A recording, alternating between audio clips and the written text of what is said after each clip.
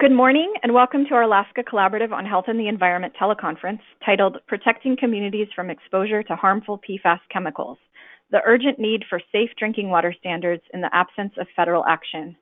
My name is Diana DeFazio, and on behalf of Alaska Community Action on Toxics, I'll be facilitating today's call. CHE Alaska is a regional partnership group of the National Collaborative on Health and the Environment. CHE Alaska aims to advance knowledge and effective action to address growing concerns about the links between human health and environmental factors. You can find more information at akaction.org and healthandenvironment.org. I sent a link to our presenter slides yesterday to everyone who had signed up. If you signed up more recently, you can find the presentation slides by going to akaction.org and clicking on the title of today's call. There are 3 presentation documents. Keep in mind that this is an audio-only teleconference, not a webinar, so you will need to click through the document yourself to follow along. And our speakers will prompt you by saying next slide to help you. Our call will last 1 hour, and during the last 10 minutes, we'll invite your questions and comments. When we first scheduled this call, we had no idea that the Dunleavy administration would roll back health-based PFAS action levels for drinking water that had been put in place by the previous Walker administration last August. Recent news articles, as well as an opinion piece co-authored by Alaska Department of Environmental Conservation Commissioner Jason Bruni and Alaska Department of Transportation Commissioner John McKinnon, reveal that the Dunleavy administration appears to be more concerned about reducing confusion among agencies than reducing the risk to Alaskans that they will be exposed to toxic chemicals in their drinking water. The Walker administration had determined that addressing PFAS contamination of groundwater was a problem that warranted action sooner rather than later. The state followed the lead of other states in establishing its own health-based action levels for PFAS based on the available science rather than wait for the federal EPA regulatory process, which can often be slow. PFAS testing in Alaska has included testing for at least 6 PFAS compounds, the same as those 6 tested for under the National Unregulated Contaminant Monitoring Rule, which tested public drinking water supplies for PFAS nationwide for those supplies serving 10,000 or more people from 2013 to 2015. In its technical memo from August 2018, the Alaska Department of Environmental Conservation states that, based on review of available information, DEC considers the 6 PFAS compounds addressed in this memorandum to be hazardous substances under state law. The department finds that action levels are necessary to consistently determine where drinking water treatment or alternative drinking water sources are necessary to ensure adequate protection of human health. A new memo issued just this month supersedes the prior memo and requires testing for only the 2 most widely studied PFAS compounds, PFOA and PFOS, and establishes an action level of 70 parts per trillion for the sum of the 2, which is the same as the EPA's Lifetime Health Advisory. Firefighting foam formulations have changed over time and now contain PFAS compounds other than PFOA and PFOS, which were phased out in 2015 and 2002, respectively. There is no reason to assume that the replacement PFAS compounds are safe, as they share many chemical properties with PFOA and PFOS. Alaska Community Action on Toxics holds that it is unconscionable to apply a lesser standard of protection to those residents whose drinking water is tested under the new, more lax standards. The administration wants to wait for better toxicity data, and we are concerned that while we wait for further evidence of health harm, many more Alaskans will consume contaminated water without even knowing it and without being provided an alternative drinking water source. We are honored to have on our call today some of the nation's leading experts who are working to evaluate and address PFAS contamination of community drinking water supplies. I'm going to go ahead and introduce all 4 of our speakers now at the beginning, and their credentials are much more extensive than what I have time to acknowledge today. If you want to learn more about them, you can follow the links in the email to their respective organizations and work. We will be hearing first from Dr. Anna Reade. Dr. Reade is staff scientist for Natural Resource Defense Council's Healthy People and Thriving Communities program. She works to reduce and eliminate harmful exposures to toxic chemicals for the safety of people and the environment. She holds a PhD in developmental biology from the University of California, San Francisco, where she was a National Science Foundation Graduate Research Fellow. Next, Dr. Alissa Cordner and Dr. Laurel Schaider will co-present. Dr. Cordner is Assistant Professor of Sociology at Whitman College, where she teaches courses in sociology and environmental studies. Her research focuses on environmental sociology, the sociology of risk and disasters, environmental health and justice, and politics and participation. Dr. Cordner is the author of the book Toxic Safety, Flame Retardants, Chemical Controversies, and Environmental Health, published by Columbia University Press in 2016. She received her PhD in sociology from Brown University. And Dr. Laurel Schaider is a research scientist at Silent Spring Institute, where she leads the Institute's water quality research on PFAS and other contaminants of emerging concern. Her research focuses on characterizing PFAS exposures from drinking water, understanding health effects associated with PFAS, investigating socioeconomic disparities in exposures to drinking water contaminants, and working with communities to develop research studies and resources to address their concerns. Dr. Schaider is the principal investigator for the PFAS REACH study, a researcher community partnership that is evaluating PFAS exposures and immune system effects in children in communities with PFAS water contamination. And she's also developing an online resource center for PFAS-affected communities. In addition, she is leading a study to evaluate PFAS levels in private wells on Cape Cod and identify contamination sources. Dr. Schaider earned her MS and PhD in environmental engineering at the University of California, Berkeley, and she currently holds an appointment as a visiting scientist at the Harvard T.H. Chan School of Public Health. Finally, I'd like to welcome Dr. Katie Pelch, senior scientist with the Endocrine Disruption Exchange. Katie's expertise includes systematic review methods and in vitro and in vivo animal models of human health and disease. Prior to joining TEDx, Katie was a postdoctoral fellow in the National Toxicology Program, where she studied a group of more than 20 chemicals that are potential replacements for bisphenol A. She received her PhD in molecular biology from the University of Missouri. Welcome to all of you. We are very honored to have you with us today to discuss this very urgent topic for Alaskans and indeed really for people across the country. So this is Anna Reade with NRDC, and I'll begin the conversation with a little bit of background on PFAS before Dr. Schaider and Cordner start. That's fine. So let's start with the second slide of my presentation. Per and polyfluoroalkyl substances, or PFAS, are a large class of synthetic chemicals with at least one fully fluorinated carbon atom. Various industries manufacture and use PFAS for their oil and water repellency, their temperature resistance, and their friction reduction. The most well-known examples of PFAS include PFOA, which was originally used to make Teflon, and PFOS, originally used to make Scotchgard. The widespread use of PFAS has led to the ubiquitous presence in our environment, and everyday people can be exposed to PFAS from a variety of different sources, including drinking water, food, air, dust, carpets, clothing, and personal care products. Next slide. Unfortunately, PFAS tend to share three problematic properties. PFAS are extremely persistent and are often referred to as forever chemicals because they don't break down easily and can bioaccumulate in the bodies of people and the food that we eat. PFAS are highly mobile and can spread quickly throughout our environment, and as I mentioned in the previous slide, are now found in our drinking water, air, food, and homes. Finally, PFAS have been linked to a wide variety of adverse health effects, some of which occur at extremely low doses in the low parts per trillion levels. Harmful health effects include cancer, hormone disruption, kidney and liver damage, developmental and reproductive harm, and immune system toxicity. These properties have led independent scientists and health professionals from around the globe to express concern about the continued and increasing production and release of PFAS. Next slide. As you can see here, the class has grown quite large and complex and is now estimated to contain almost 5,000 different chemicals. However, next slide, the class can be broken down into four main subgroups: fluoropolymers, perfluoropolyethers, perfluoroalkyl acids, or PFAAs, and PFAA precursors. The most heavily studied PFAS are PFAAs, which include PFOA, PFOS, GenX, and other single-chain fully fluorinated PFAS.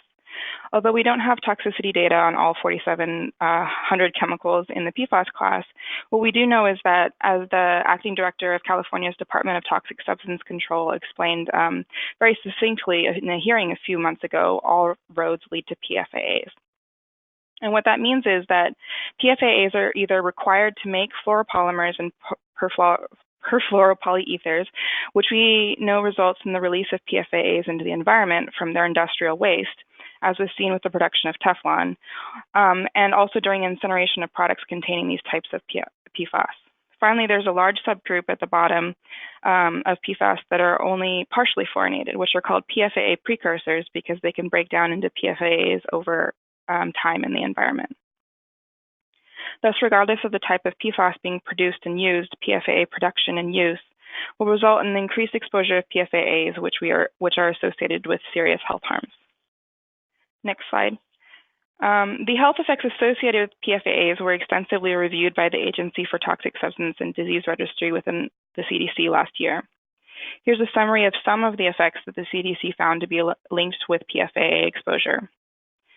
The additional health effects marked in red at the bottom are actually from a more recent toxicity assessments of GenX and PFBS by the EPA. Note that there are many shared health effects amongst PFAAs, which means that there will likely be additive or synergistic effects from exposures to mixtures of these chemicals.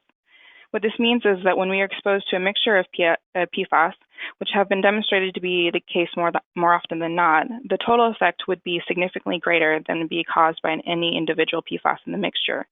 For example, small exposures to PFAS with similar health effects could add up, or different PFAS could interact in unexpected ways to cause greater health problem than the exposures might suggest on their own. I'd also like to point out that the PFAAs on the bottom are actually short-chain PFAS, which are increasingly being used as replacements for the longer-chain PFAS, such as PFOA and PFOS. Next slide. Short-chain PFAS were introduced as safer alternatives due to their supposed shorter half-life in humans. This is because short-chain PFAS tend not to build up in our blood like long-chain PFAS do. However, a recent study of cadavers found high levels of short-chain PFAS in human organs, some at concentrations that are higher than long-chain PFAS. This suggests the science is still out on whether short chains may be eliminated from our bodies quickly. What we do know, however, is that short-chain PFAS are still highly persistent, and they're even more mobile in the environment and harder to treat in drinking water than long-chain PFAS. Therefore, their continued use will result in our continual exposure, suggesting that the rate that they are eliminated from our bodies may actually be an inadequate measure of their threat to human health. Next slide. Despite the known health impacts and known contamination in people's homes and the environment, no enforceable national drinking water standards have been set. The EPA has issued a non-enforceable lifetime health advisory for just two PFAS, PFOA and PFOS, of 70 parts per trillion, individually or combined in drinking water. However, evidence is mounting that the EPA's health advisory is not health protective. For example, the Michigan PFAS Science Advisory Panel recently estimated what a person's blood serum level would be, or their body burden would be, if they were exposed to 70 parts per trillion PFOA in their drinking water. What they found was that a person's blood serum levels of PFOA would be in the same range as the levels there were that health effects were seen in human studies, including the C8 study. Therefore, the Science Advisory Panel determined that 70 parts per trillion is likely not a health protective threshold. Several states and other agencies have come to the same conclusion and have proposed stricter thresholds as low as 8 parts per trillion. And I think this is where it would be a good point to leave the presentation to Dr. Cordner and Dr. Schaider. Great, thank you so much. So you can switch over to the second PowerPoint. This is Alissa Cordner, and I'm joined by Dr. Laurel Schaider. And we're very happy to share results from a recent publication that talks directly about these differences in drinking water advisory levels for PFOA and PFAS. So if you'll go to the Dr. Cordner, can I interrupt? Yes, can I interrupt for one moment? I'm very sorry. I did get an alert from one person that the link wasn't working. I sent a corrected link to your presentation, to yours and Dr. Schaider's presentation yesterday, later in the day. So please look for that.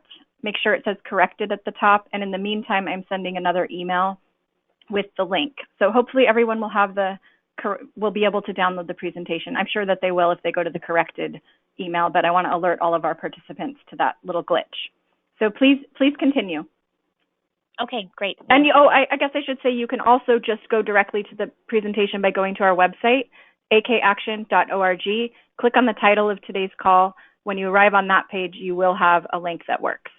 Okay, sorry for the interruption. No problem. Great. So if you're on our presentation, you can go to slide 2. So our article was published in the Journal of Exposure Science and Environmental Epidemiology, and it's available open access. You can also email us for a copy directly. And we also wanted to note that this is our paper is part of a special issue of JESI that's all about PFAS, and there are a number of very interesting and important papers in there. So we encourage you to take a look. If you'll go to the third slide. So our goals in this paper were to examine these different water guideline levels for PFOA and PFOS that have been developed by the EPA and by various states, and to try to explain how and why these levels differ, both from a scientific and technical perspective, and then also bringing in some social, political, and economic considerations. So we first referred to the Itrc tables, where they are tracking different water guideline levels.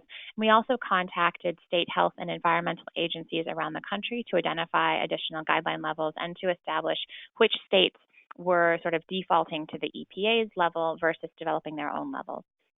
We reviewed all of the publicly available risk assessment documents and summaries that had been prepared by those regulatory agencies to understand the decisions that went into the levels that they came to. If you go to the next slide, we also want to highlight a collaborative project we have looking at all of the sites of contamination around the country. And I apologize, we should have put a screenshot of the Alaska sites instead of the continental U.S.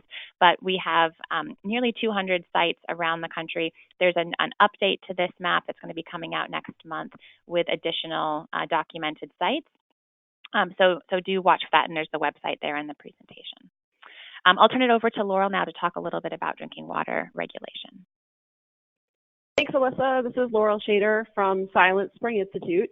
So I'm going to start off by giving an overview of EPA drinking water regulation and monitoring. So under the Safe Drinking Water Act, the EPA currently regulates about 90 contaminants in public drinking water supplies. These are typically based on a maximum contaminant level. So this is an enforceable standard. It's based on information about health effects, designed to be protective of public health, and incorporates information about available treatment technologies and cost-benefit analysis. EPA is not quick to add new MCLs. The last one that I'm aware of was added in 2000 for uranium levels in drinking water. Currently, there are no federal MCLs for any PFAS chemicals, although as previously mentioned, there is a health advisory, kind of a guideline level of 70 parts per trillion for the sum of PFOS and PFOA. Under the Safe Drinking Water Act, the EPA can also require public water supplies to conduct short-term monitoring for unregulated contaminants. This is UCMR, or the Unregulated Contaminant Monitoring Rule. So 6 PFAS chemicals were included in the third cycle, that's UCMR 3, which occurred from 2013 to 2015. There were definitely limitations to this program. The detection limits used, or the reporting limits used for this information, were not very sensitive, so it's likely that we missed water supplies that had lower levels of PFAS contamination. And most small public water supplies, those that serve under 10,000 people, also were not included. But nevertheless, this was a useful starting point to get a sense of which water supplies were most contaminated with PFAS. The fourth cycle of UCMR is currently underway, and there are actually no PFAS chemicals being tested as part of this. So the next time that we will get new information about PFAS in public water supplies through the UCMR program will be in 2023 to 2025. The EPA announced this as part of their action plan earlier this year. So needless to say, this does not necessarily feel like a very timely response to current concerns about the prevalence of PFAS in public water supplies. So on slide 6, this is showing the PFOA guidelines that we included in our paper. The landscape here seems to evolve on a weekly basis, and we know that after our paper came out, there have been more recent developments. But what we're talking about today are just the guidelines that were had been proposed or adopted at the time that we published our paper. So in the middle of this graph, this is showing the PFOA health advisory from EPA in 2016. I'll note that this refers to the sum of PFOS and PFOA individually or combined. We found that there were 3 states that had guideline levels lower than that 70 parts per trillion. Some of these were for PFOA alone, New Jersey and Minnesota. whereas in Vermont, their guideline was based on the sum of 5 PFAS chemicals, including PFOA. We also found that there were 4 states that had drinking water guideline levels that were above the EPA guideline. Some of these they all refer to levels in drinking water, but some of them have different purposes. And Diana talked earlier about the Alaska's changing their recommendation for public water supplies. This Alaska level refers to a groundwater cleanup level. And for public water supplies, they do refer to the EPA guideline instead. On the next slide, this is showing the information about PFOS guideline levels. So all the same states are shown here except for North Carolina. North Carolina's had impacts from industry. We've heard a lot about Gen X contamination in North Carolina. They also have their own PFOA guideline, but not their own PFOS guideline. Again, we see that the same three states have guideline levels that are below the PFOS advisory from EPA, and 3 states have levels that are higher. And so the goal for our paper was really to put information together about each of these guidelines and to try to understand what were the differences, what were the assumptions that led to states coming up with different numbers. You can see that these guidelines were all developed around the same time, and so a lot of the scientific information was the same, available to all of these different agencies. So the next slide is a compilation of information about the EPA health advisory level shown at the top, and then the state advisories sorted from high to low. This shows several pieces of the equation, I guess, in terms of how states arrived at their different levels. So the column that says toxicological endpoint refers to the scientific study or studies that states used as the basis for their calculations. So for instance, the EPA advisory is based on a study of developmental effects in mice. And the Alaska, Minnesota, and Vermont guidelines are all actually based on that same exact paper. 3 states used studies of liver toxicity as the basis for their guideline levels. And the Texas guideline is actually based on impaired mammary gland development. Over in the right column are what we call uncertainty factors. So these are assumptions that regulators make in going from information about what level of chemical is toxic to animals in these laboratory studies. How do we go to coming up with a level of exposure in people that we think will not be associated with harmful health effects? So these uncertainty factors take into account things like, okay, well, people might be more sensitive than animals, so we need an interspecies comparison. We know that there can be variations among people in terms of their sensitivity, so that's the intra-species uncertainty factor. And then for studies where the lowest level of exposure actually led to an adverse outcome, there's an extrapolation to, again, another uncertainty factor to account for the fact that we want to actually bring that down to a level where we expect not to see any adverse effects. And so those uncertainty factors were actually pretty similar among all the states except for North Carolina, which had less of a buffer, less of an uncertainty factor. So then those, and there are several other steps along the way as well, are used to generate what's called a reference dose. So this is expressed in nanograms of chemical per kilogram of body weight per day. So the idea is how much of this chemical can be taken by the body and what at a level that we think will not be associated with harmful health effects. And so we see that these do vary quite a bit, but there's actually only a 10-fold range in terms of the reference dose, ranging from 2 nanograms per kilogram per day for New Jersey up to the 20 that EPA has in its guideline. But we see that the drinking water advisories actually vary by 2 orders of magnitude. So why are they so different? And that has to do with additional assumptions that are used in going from that reference dose to a drinking water level. So if you go down to the next slide, this is another table. Again, these are both for PFOA, and our paper has the same type of information for the PFOS advisories as well. So some additional assumptions that go into these calculations include the target population, adults, young children, infants, and particularly infants exposed from breast milk. And I know Dr. Pelch next will be going through the calculations that Minnesota used in developing their guideline that really thought about this exposure from breast milk in infants. Another assumption that relates to the target population has to do with assumed water ingestion rates, aiming to be protective of people, of everyone, including people who drink really a lot of water. And then the final assumption that I'll talk about here is what's called the relative source contribution. We know that we can be exposed to PFAS through our drinking water, but people are also exposed many other ways. We know that PFAS accumulate in the food chain. We know there's PFAS in food contact materials, and many consumer products contain PFAS. So even if your water does not have any PFAS, we still expect to have, and we've seen that people generally have PFAS in their bodies. So we look at that reference dose and we say, well, that can't all come from water because there are these other sources of exposure as well. So the default assumption that was used by EPA and several of the state agencies was to say, okay, we're going to say that 20% of the exposure can come from drinking water, and we're going to set aside 80% to account for these other potential sources of exposure.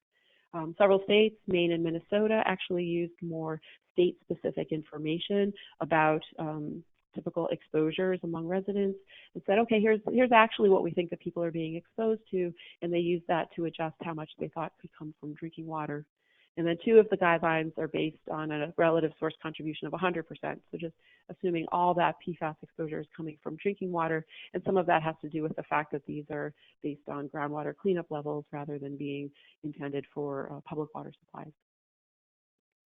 So if you scroll down to the next slide, slide 10, these are figures from our paper. Again, we know that there are more recent guidelines that have been developed, so we could make a new version of this that would show even more dots near the bottom on the right side. But what this is intended to show is that over time, as we have more scientific information, as there's more awareness and more concern about these chemicals, we've seen that these drinking water guideline levels have gone down over time. In assessing why states have come up with these guidelines and how they vary, we see the effect of the EPA coming out with its 2016 guideline in several states, such as Vermont and Minnesota, coming up with their own guidelines, not starting from scratch, but really basing their estimates on the EPA assessment, but making some different assumptions in feeling like the EPA guideline was not adequately protecting all populations. Drinking water guidelines typically aren't based on epidemiological studies. There are some exceptions in terms of standards that have been established by the EPA for other contaminants, but these PFAS advisory levels have not been based on epidemiological evidence. However, for instance, New Jersey did take into account the fact that there have been there's evidence for immune system effects in children at lower levels of exposure, and they used that in justifying some of their uncertainty factors. I'll also mention that there are other endpoints that may be associated with lower levels of exposure than the ones that were used to develop the guidelines. So one example is mammary gland development. This is actually of concern for us at Silent Spring Institute. A lot of our work focuses on breast cancer, and we're concerned that chemicals that can impair mammary gland development may increase breast cancer susceptibility. The New Jersey guideline is not based on mammary gland development, but they did note that if you extrapolate from the toxicological studies to people, that suggests that they're at levels of exposure that are typical of the U.S. population. Those are consistent with levels that have been found to impair mammary gland development in animals.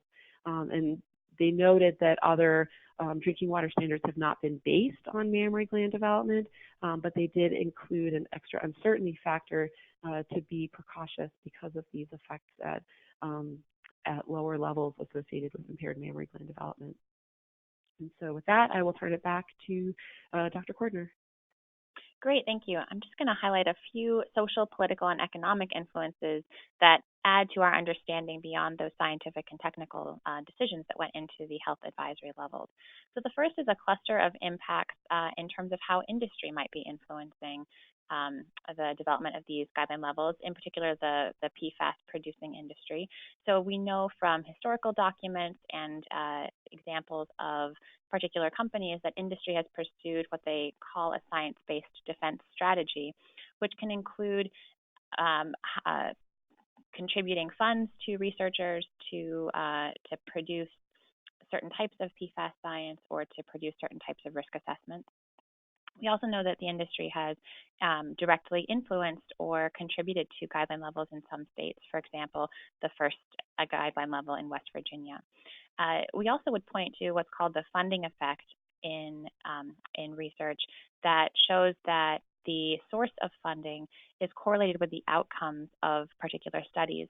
For example, in pharmaceutical research, if a study is funded by a company producing a particular pharmaceutical product, it's much more likely to show efficacy and show safety, whereas if that study is conducted by a government or academic researcher, it's more likely to either suggest that the compound is not as effective or to show cause for concern and lack of safety.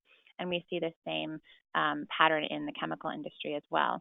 Our numbers are much too small to do a quantitative funding effect analysis of the studies used to create guideline levels in our research here presented today.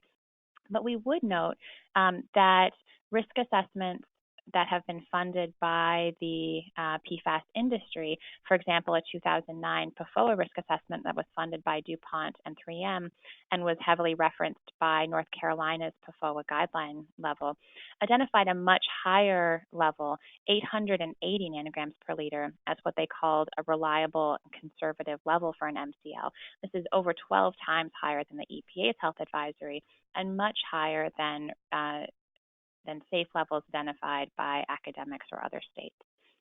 And we continue to see the PFAS industry withholding data about their products and claiming information as confidential business information in their submissions to EPA or in their conversations with communities and states. We'd also note that states have different abilities and capacities to develop their own advisory levels. So, for example, some states are prohibited from setting standards that are more strict than federal levels. For example, the state of Arizona is unable to do this.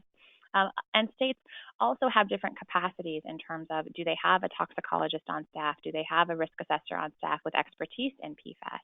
We would also note that we've seen a pattern of states regulating additional PFAS compounds that are of concern in that particular state, for example, North Carolina and Gen X.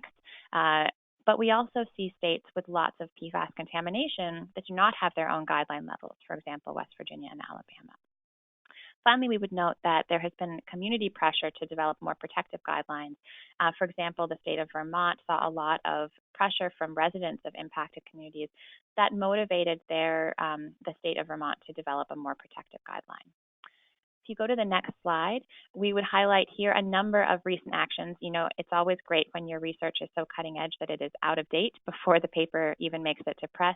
And here we would highlight 7 states that have developed or proposed or announced regulatory and non-regulatory, I should say enforceable and non-enforceable levels for PFOA, PFOS, and other PFAS compounds.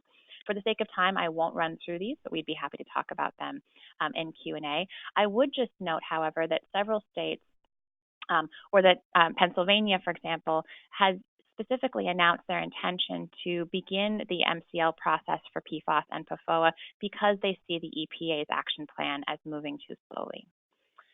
If you go on to the next slide, slide 13, we'd like to highlight just a few points of conclusion from our research. The first is, as was mentioned by Dr. Reade in the first part of her talk, assessments by multiple states and academic scientists suggest that the EPA's health advisory levels are not sufficiently protective.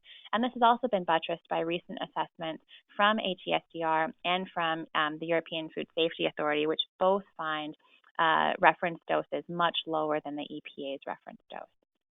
We would note that a regulatory MCL at the federal level has benefits in terms of providing universal coverage and requiring testing, but it's also a very slow process, and the MCL itself is not necessarily health protective because it takes into account technology and cost for water treatment.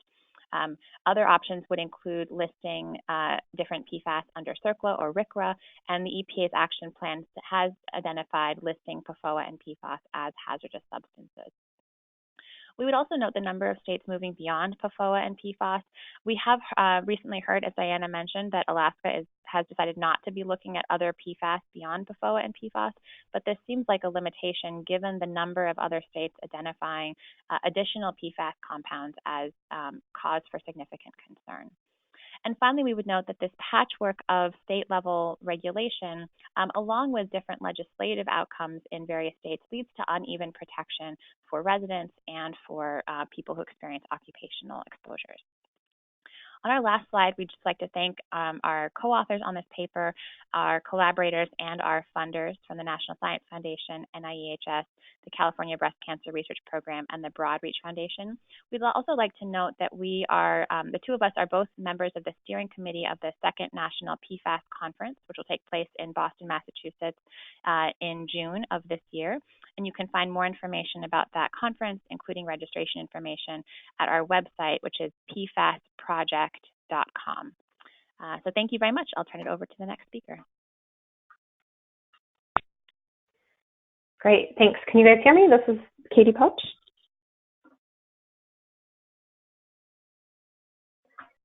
Yep. You can hear me? Okay, yes. Fantastic. Yes, go ahead. All right. Thanks for checking. So thanks. Today, Dr. Schaider set me up perfectly, and what I was going to do is to dig into just one step of this MCL calculation process and highlight a new method for estimating exposure that was developed by the Minnesota Department of Health. And I'm going to do that by showing how I use the model in responding to the public comment period for draft MCLs that were produced by New Hampshire Department of Environmental Services, or New Hampshire DES. So you can move to slide 2. First, just a chance to reorient everyone to how the MCLs are calculated. So the first step here, as Dr. Schaider pointed out, is to find the target human serum level. And this is typically a serum level from an animal study that's been adjusted by uncertainty factors. This is then further adjusted to account for differences in the half-life of the chemical between humans and animals. And that's what yields the reference dose that Dr. Schaider mentioned in blue. This reference dose is then multiplied by the exposure estimate to yield the drinking water standard, or the MCL. And so today I'm just going to dig in on that red box there, the exposure estimate. And before moving on to slide 3, I think it's important to highlight again that each of these steps and the values that are used for each variable are very much subjected to professional judgment. And so we'll see how that impacts some of the final levels here. So slide 3. Several states, as Dr. Schaider mentioned, have relied on exposure estimates that require 2 pieces of knowledge: the relative source contribution and the ingestion rate. So we said that PFAS chemicals, we are exposed to them from multiple different sources, including we inhale them through household dust, and we might also ingest them from contamination of our food from food packaging. And so the RFC is meant to account for all these different exposures. And so the EPA has suggested that the RFC value should fall between 20 and 80% for drinking water, and that you should default to 20% if there's inadequate data. And so in the table on the right, we see that New Jersey has, for example, used the default value of 20% for PFOA and PFOS, and then other states like New Hampshire have used background exposure levels in their residents to set this RFC value. So here, New Hampshire has used an RFC value of 40% for PFOA and 50% for PFOS. Next slide. The other piece of knowledge that goes into the exposure estimate is the drinking water ingestion rate that was discussed. And this is how much water is consumed on a per body weight basis. So we consume different volumes of water at different life stages, and infants and children drink more water on a per body weight basis than adults. And in the table on the right, I'm just highlighting that New Jersey has used the exposure assumption for adults. New Hampshire used the ingestion rate for lactating women and suggested that this would be protective for all other life stages, whereas Vermont used the ingestion rate for infants in their first year of life. Next slide. But when it comes to PFAS, there are some special considerations that lead many to regard these exposure estimates to be inadequate. As a group, PFAS tend to have half-lives on the order of years. The half-life of PFOA, for example, is estimated to be between 2 and 4 years. And this long half-life means that PFAS can bioaccumulate in our bodies.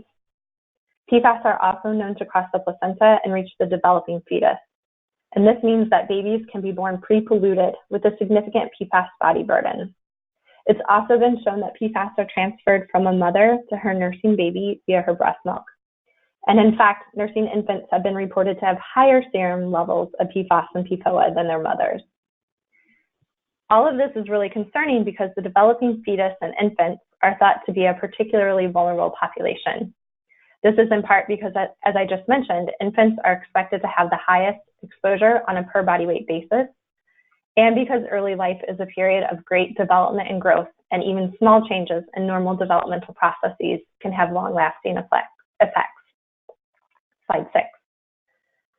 To address this, the Minnesota Department of Health created a toxicokinetic model that took these factors into account. The paper describing the model was peer-reviewed and published in the journal in January 2019, shown here. And then Minnesota Department of Health applied the model to calculate health-based guidance values for PFOA, PFOS, and PFHXS. And those links should be in the document. So what I'd like to do next is to briefly explain the model and its output, and then show you how I applied it to the values proposed by New Hampshire DES. Slide 7. So the model considers two different exposure scenarios: an infant-fed formula reconstituted with PFAS-containing water for 12 months, or an infant that was exclusively breastfed for 6 months, and then the breastfeeding was tapered to 0 by 12 months. In both scenarios, it was taken into consideration that a baby would be born with existing body burden of PFAS due to transplacental transfer, and that the individual would continue drinking PFAS-contaminated water throughout their life. The daily intake, elimination, and serum concentrations are then calculated by the model over a simulated period of about 55 years. And the authors of the model evaluated it with empirical data from breastfeeding infants and found that the model was a good predictor of infant serum PFOA levels. Slide 8. So the model is available from MDH as an Excel file. And to use the model, you need the chemical-specific variables that I've listed here on the left. And you'll note that one of those variables is the target human serum level. And it's important to note that that is the one that is derived and starts out with that critical animal study that you're choosing to base the rest of the calculation on. So when you use the model, what you end up doing is you generate a graph, which is set up to show the age and years across the x-axis, and then the predicted serum concentration in micrograms per liter on the y-axis. And in each of the following examples, I've drawn lines at 50% and 20% of the reference or target serum human level. So that's kind of similar to the 50% RFC. The goal then is to find a drinking water concentration that maintains the predicted serum level below the ceiling of 50% of the reference serum level. Slide 9. So in this example, I'm showing the predicted PFOA serum concentrations, that's the red, the yellow, and the gray lines, for a breastfeeding infant exposed to a lifetime of drinking water at either 50, 40, or 35 parts per trillion PFOA. And this particular output is based on the variables and inputs used by Minnesota Department of Health.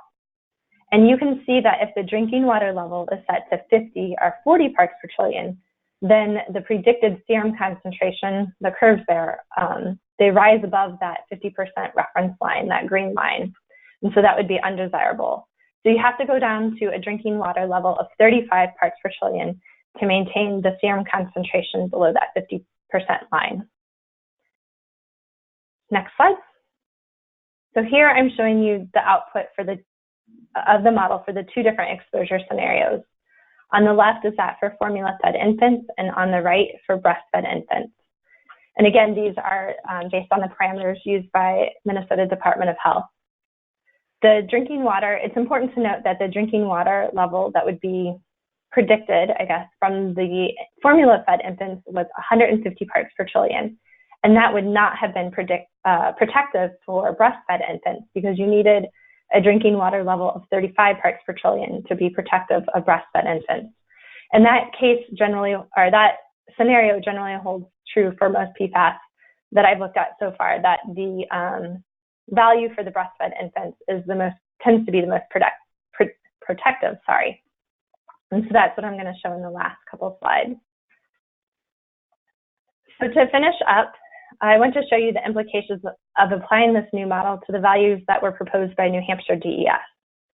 So New Hampshire, in their MCL calculations, they had a different target human serum level than Minnesota Department of Health because they based their calculations on different animal studies.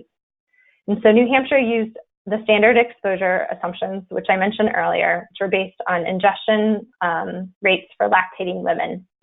And so in these plots, the green line marks 50% of the target human serum level that New Hampshire DES calculated. The orange line then is the predicted serum concentration for a drinking water level that would maintain serum levels below the 50% line. The gray line, however, is the predicted serum level if an individual were drinking water at the concentration that New Hampshire DES proposed for the MCL.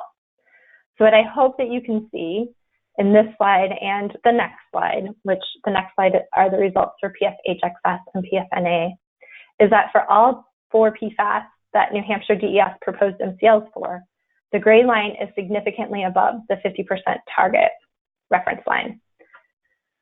And it's above that reference line for about the first 10 years of life for all 4 chemicals. That's slide 11 and 12. And then just to move on and to wrap up in slide 13, I just would like to say that this new model developed by Minnesota Department of Health more fully considers the long half-life of PFAS, as well as their ability to cross the placenta and pass through breast milk. It is also more protective of a vulnerable population, particularly infants and children. And so, as I presented here, the model would predict that the current MCLs that have been proposed by New Hampshire DES will not be protective enough for children for the first 10 years of their life. And to close up, I would like to thank my colleagues at TEDx and our funding sources, which you can see listed here. You can also see our full comments to New Hampshire DES at the link that I've included on slide 14. Thank you, Dr. Pelch. And now we're going to wrap up again with Dr. Reade, so you'll want to go back to her presentation slides for the second part of her presentation. And then we'll move on to questions and discussion. Right, thank you. So I will try and do this quickly as we're running out of time. If you start on slide 10, so what I'm going to do to wrap up this conversation is to talk about Michigan as an example of some of the lessons we've learned due to the fact that Michigan is moving relatively quickly to address PFAS contamination, and that they've also performed the most comprehensive testing for PFAS in the nation. So in 2017, Michigan formed the Michigan PFAS Action Response Team, which was created to investigate sources and locations of PFAS and to protect Michigan's drinking water and public health.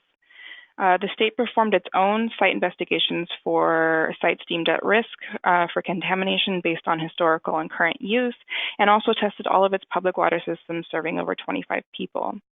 They finished this first statewide survey of public water systems in February, and I'll go over the results of their survey next. Also in February of this year, the Michigan Department of Health and Human Services recommended screening levels for several PFAS, some of which are the lowest proposed so far. This is in part due to Michigan's use of the Minnesota exposure model that Dr. Pelch just described, and to be protective of infants. And finally, in March, the governor announced that Michigan will begin the process of establishing enforceable drinking water standards for PFAS to be completed no later than October 2019. So as I noted before, Michigan has completed the most comprehensive testing for PFAS in drinking water in the nation. So let's take a look at what they've learned. If you go to the next slide, you'll see that there is a map of the total PFAS detected in Michigan from a national survey required by the EPA a few years ago under the third Unregulated Contaminant Monitoring Rule, the UCMR3. There were only 3 detections in 2 zip codes serving approximately 170,000 people. However, it's important to note, as Dr. Schaider said before, that there are several limitations with the national testing. The reporting limits were very high, so even if PFAS was detected, it was not reported to the EPA unless if it was under these really high reporting limits. Only 6 PFAS were tested versus the 18 that can now be tested for under the EPA's new certified method 537.1. And it also focused on large public water systems serving over 10,000 people. So if you go to the next slide, you'll see the results of Michigan's own testing. So in contrast, Michigan performed their own contamination site investigations and surveyed all their public water systems between 14 to 24 different PFAS at reporting limits as low as 2 parts per trillion. And what they found were over 40 contamination sites. I believe it's almost to 50 now. And over 100 of their public water systems were contaminated with PFAS. So the map on the right actually is by county. The highest total PFAS is detected in the public water systems. And the green dots are for the sites, the contamination sites that they found so far. As you can see, the comparison of these two maps really highlights how important comprehensive testing is for understanding the extent of contamination we're faced with. The estimate of the affected population went from around 170,000 people to 1.5 million people drinking PFAS contaminated water. It's also really interesting to note that there are some sites of contamination that are not reflected in their public water system survey, which is likely due to the fact that these sites rely on well water instead of public water systems. On a side note, I believe that this is a really powerful argument for improved monitoring for PFAS in drinking water in other states. If you go to the next slide, slide 13, for example, in California, I presented Michigan's drinking water monitoring results in an informational hearing on PFAS for the California State Water Resources Control Board. I then presented California-specific data from the National UCMR-3 survey, and as you can see, California has 133 samples that tested over the reporting limits, many with multiple detections of different PFAS. The contamination covers 28 public water systems and within 98 zip codes, which represents about 3.5 million Californians, or about 10% of our population. I then noted that considering Michigan's expanded testing, and go ahead and go to the next slide, and that California has many potential sources of PFAS contamination, there's an urgent need for expanded and improved PFAS testing in California. If a similar pattern was seen for Michigan was also applied to California, the estimated affected population could grow from 3.5 million people to close to 30 million people drinking PFAS-contaminated water. California has since begun a phased site investigation approach where they're testing between 23 to 39 different PFAS with low reporting limits around airports, landfills, UCMR-3 detection sites, and refineries, and more. We're hoping that California will also conduct a comprehensive survey of its public water system soon. If we go to the next slide, I'd like to return to Michigan and finish with a brief description of a report we recently released on this issue. The purpose of the report is to provide relevant scientific information and policy analysis that was needed to help Michigan and other states make informed decisions about how to protect their citizens from PFAS-contaminated drinking water. The report covers some of the more critical health effects associated with PFAS exposure, the risk of additive and synergistic effects, and the need for a class-based approach to regulating PFAS, an analysis of existing and proposed standards and advisories similar to what Dr. Cordner and Schaider presented, and a review of detection and treatment technologies currently available for PFAS. And finally, we conclude with recommendations on monitoring and drinking water standards. I'll try and go through these recommendations pretty quickly, and on the on slide 16, our main recommendations include comprehensive monitoring. We recommend states perform both site investigations and comprehensive surveys of their public water systems for the reasons I mentioned before. The analysis should be conducted with most sensitive detection methods with minimum, which should be at minimum the 537.1 method, with low reporting limits. And we also recommend that the states evaluate newer methodologies, particularly a total oxidizable precursor assay, as an analytical technique to help measure the concentration of non-discrete and difficult to measure PFAS compounds that aren't determined by conventional analytical methods at the moment. The second recommendation we made was to set a maximum contaminant level goal of 0 for total PFAS. Our analysis of current literature and standards and advisories for several of the most well-known, well-studied PFAS show that existing standards and advisories are not health protective.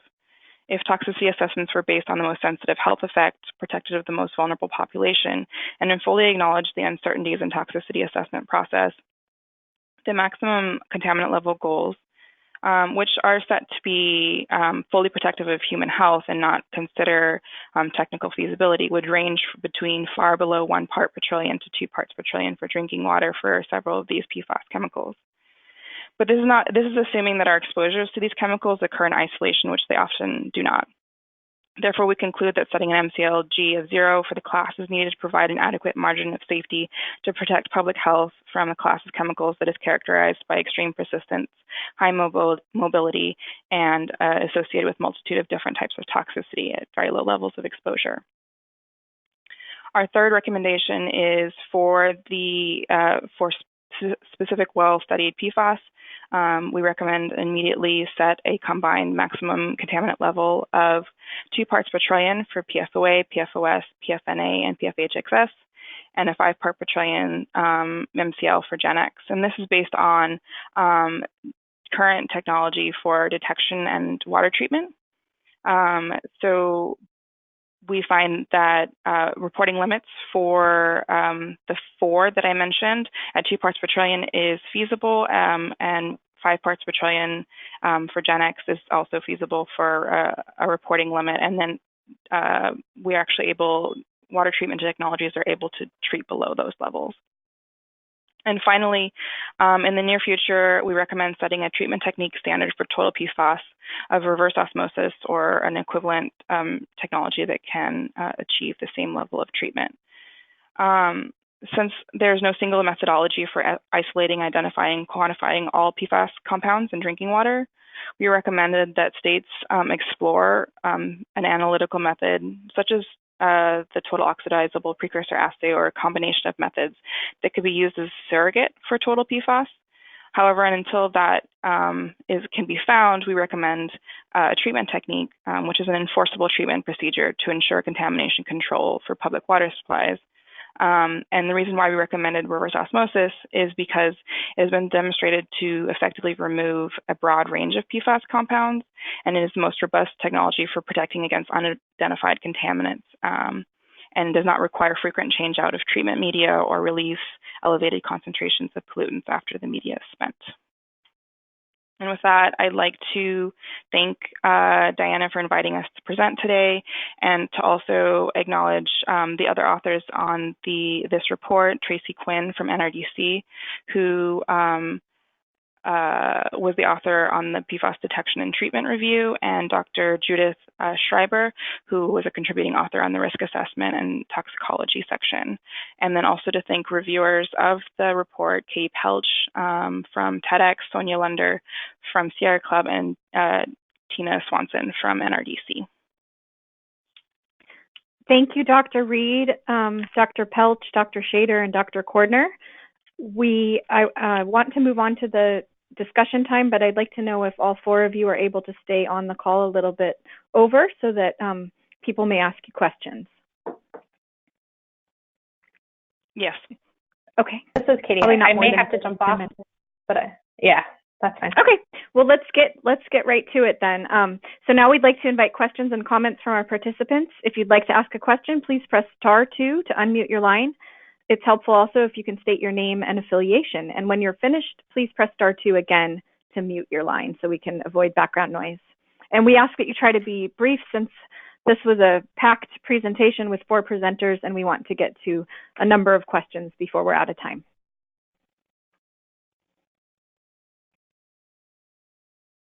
Again, *2 will unmute your line. This is Shelley Stark. I live in southeastern Ohio, and I've been following particularly the PFOA, which, because of the DuPont plant along the Ohio River, had caused a huge C8 contamination many years ago, before I lived in this area. But I've been researching it, and recently our area, they were required to test local wells for C8 and the PFOA, and found local wells contaminated. So my question is, most people, because of the cost of water, cannot use, and the cost of the equipment, cannot use reverse osmosis. So it does seem that carbon is the best way to remove it, and that's what I'm trying to find best ways, best products for that. So do any of our speakers know about treatment technologies and want to respond to that question about the best, I guess that's considered an endpoint filtration system? Right. So I am not the civil engineer that did that section on the report, but I do know that there's been some pilot testing of different types of PFAS treatment, especially in North Carolina, looking at granulated activated carbon filters versus reverse osmosis or ion exchange. And what they found was that the upfront capital cost is more expensive for reverse osmosis, absolutely. However, if you consider the amount of maintenance that it requires for PFAS for granulated activated carbon, over the lifetime of the treatment technology, reverse osmosis actually ends up being cheaper than granulated activated carbon filters. And this is because PFAS chemicals, especially the newer ones, they'll break through that treatment process rather quickly. And so what happens is my understanding is that you have to regenerate or replace the filters more often than you normally would for other types of organic pollutants. And so with reverse osmosis, you don't have to do that as often. The maintenance is not as expensive, and therefore over the lifetime, it's less expensive. However, I completely understand that the capital cost is greater for reverse osmosis, and it's a very difficult situation, which is one of the reasons why we're really concerned about the shift to short chain PFAS, because they are harder to treat. The long chain PFAS are treated very well by granulated activated carbon filters or GAC filters, but the short chains don't do as well. So it's one of the reasons why we're pushing for a class-based approach. The other issue is not just the cost, but also the amount of water that is disposed of in the reverse osmosis process. And for many people in this area, because of the cost of water bills, and also people that are on low water pressure systems or cisterns that can't afford to lose that much water. That's the other big problem with reverse osmosis that we're looking at. Yeah, it's also a hard problem. I think the waste is a problem that nobody's got a good answer for yet. But I would recommend if you go with the GAC filter to make sure it gets monitored often. Okay, thank you so much. And add one more thing, if people are looking for filters for their home for PFAS removal, I'd note that the National Sanitation Foundation has certified certain filters for removal. That just refers to PFOS and PFOA, so that's just related to the EPA health advisory. It doesn't extend to other chemicals, and the limitations that were just noted about short chain are absolutely true. But if someone wants something that would remove PFOA from their water, they can turn to that third-party testing to at least make sure that they're meeting that EPA advisory. Thank you. At this time, I'd like to invite, if we have any Alaskan participants who'd like to ask a question or make a comment. I want to make sure that you have an opportunity. Okay, we'll take a call from anyone out there. Hello. Hi, this is Bev Thorpe with Clean Production Action. I'd like to ask a question. Excellent presentation, and thank you so much for all your great research and studies. I actually live in Toronto, Canada, and I'm very concerned about the Great Lakes ecosystem. So the work going on in Minnesota and Michigan is really important. However, in Canada, we are really, really far behind any state initiative on drinking water qualities. Recently, the Canadian government has established maximum acceptable concentration limits for PFOS in drinking water at 0.6 micrograms per liter, and for PFOA it is 0.2 micrograms per liter. So for us to put pressure on the Health Canada I'm wondering if any of you wonderful speakers on the call today have had any interaction with Health Canada. And my second question is, who could I bring in to help us really push for much more precautionary drinking water standards? Thank you.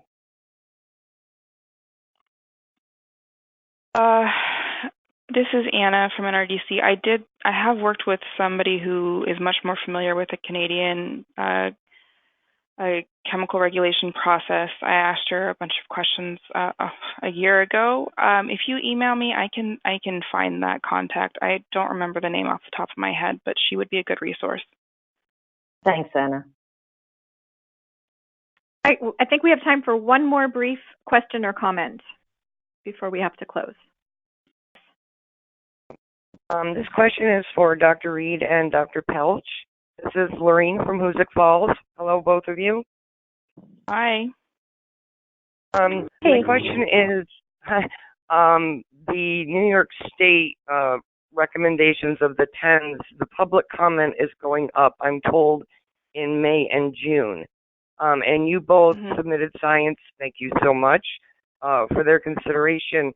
When the public comment comes up, or have you or will you give them or let them know of the new Michigan, the toxicokinetic models, so they can take into consideration maybe even lowering the 10? I don't think it would be a problem to adapt our comments from New Hampshire and resend them to New York. I think that's pretty easily done. So.